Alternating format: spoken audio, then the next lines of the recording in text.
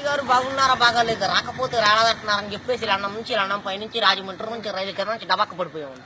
వచ్చేసామండి అమలాపురం పెట్రోల్ ధరలో వచ్చేసామండి. ఏమంటే మా ఇంట్లో డబ్బుకేం దానికేం లోటు లేదండి. మరి మా ఇంట్లో కోట్లు ఉంటే కుక్కలు తినేస్తున్నాయి, లక్షలు ఉంటే నక్కలు తినేస్తున్నాయి, ఏలుంటే ఆకలు తినేస్తున్నాయి, పదులుంటే పనులు తినేస్తున్నాయి, ఆఖరి చిల్లర ఉంటే చేమలు తినేస్తున్నాయి.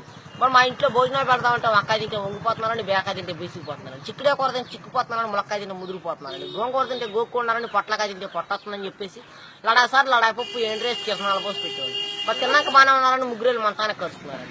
మరి పొద్దున్న అమెరికా వాళ్ళు వచ్చి నన్ను పాకిస్తాన్తో యుద్ధం చేయమని చెప్పి నాకు 6 రూపాయలు అడ్వాన్స్ ఇచ్చారు. మరి వాళ్ళు ఇచ్చిన 6 రూపాయలు అడ్వాన్స్ తీసుకుని జీడికినంత జీబ్ వేసుకొని తూటుకారంత తుపాకి తీసుకొని బయలుదేరేదండి. మరి జీడికినంత జీబులో డీజిల్ అయిపోయిందని చెప్పి జీబు వెళ్ళిపోయి చెరువులో పడిపోయిందని నేను వచ్చి ఇక్కడ పడిపోయానండి.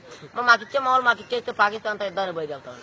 మరి మీకు ఏదైనా ఫ్యాక్టరీ కావాలని చెప్పండి. గుడివాళ్ళ గుడ్లు ఫ్యాక్టరీ మాదేనండి, దుబాయ్లో దూదు ఫ్యాక్టరీ మాదేనండి, ఏలూరులో ఎలకల ఫ్యాక్టరీ మాదేని, పామర్లో పందుల ఫ్యాక్టరీ మాదేనండి. మరి మీకు ఏదైనా ఫ్యాక్టరీ కావాలంటే రీఫిల్ లేని పెన్ తెచ్చుకుంటే మొత్తం రాసి చేస్తామండి.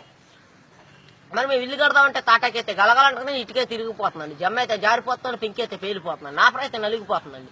మరి అందుకని చెప్పి మా ఆఫీసులో భలే కలపలు కనిపెట్టారండి. ఏమేమి కలపాలంటే బొబ్బాస్ కలపండి, జిల్లేడు కలపండి, ఉరిగడ్డి వాసాలండి, దొంగ దోలాలండి, చీపురు పుల్ల కిటికీలండి, పైన కోడిపీట ఆపండి. మరి పైన కోడిపీట ఆపేందుకంటారా వచ్చే వర్షాకాలంలో కారు సువాసన వస్తారు. మరి మా ఇంట్లో పెళ్లి భోజనాలు చెప్పుకుని ఎక్కువ జనం రారు కానీ కోడిపీ సువాసన అని చెప్తూ ఊరంతా వచ్చి కూర్చుంటారండి. మరి మా ఇంట్లో కేజీ బంగారం ఉంటే కుక్క నాకిందని చెప్పి చెత్తకుప్పలో పడేసేవాడిని, కోడి పిల్లలు నూకల్లాకి ఎట్లా వచ్చేవాడిని.